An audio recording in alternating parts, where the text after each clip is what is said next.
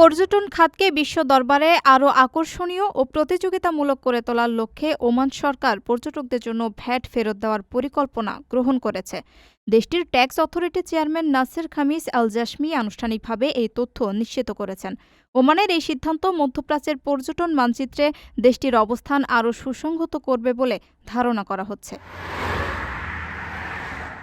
Tax অথরিটির chairman জানিয়েছেন, এই রিফান্ড সেবাটি চালু করার জন্য বর্তমানে বিভিন্ন সেবা প্রদানকারী প্রতিষ্ঠানের সাথে আলোচনা চলছে। মূলত রিফান্ড প্রক্রিয়ার ফি এবং পর্যটকরা কত শতাংশ অর্থ ফেরত পাবেন সে বিষয়গুলো নিয়ে চুক্তি চূড়ান্ত হওয়ার অপেক্ষায় রয়েছে কর্তৃপক্ষ। এই কাঠামোগত বিষয়গুলো সমাধান হলেই পর্যটকদের জন্য এই বিশেষ সুবিধাটি উন্মুক্ত করে দেওয়া হবে, যদিও এখনও নির্দিষ্ট কোনো দিনক্ষণ ঘোষণা করা হয়নি। ওমান ২০২১ সালের এপ্রিল মাসে পণ্য ও সেবার উপর ৫% হারে ভ্যাট ব্যবস্থা কার্যকর করে।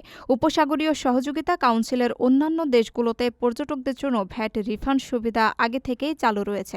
আঞ্চলিক বাজারের সাথে সামঞ্জস্য বজায় রাখতে এবং ওমানকে একটি শপিং বান্ধব গন্তব্য হিসেবে গড়ে তুলতে এই পদক্ষেপটি অত্যন্ত জরুরি ছিল। নতুন এই নিয়ম কার্যকর হলে পর্যটকরা ওমান ভ্রমণের সময় কেনাকাটা করলে নির্দিষ্ট শর্ত সাপেক্ষে তাদের প্রদত্ত ভ্যাটের একটি অংশ বিমানবন্দরে বা প্রস্থানের সময় ফেরত পাবেন।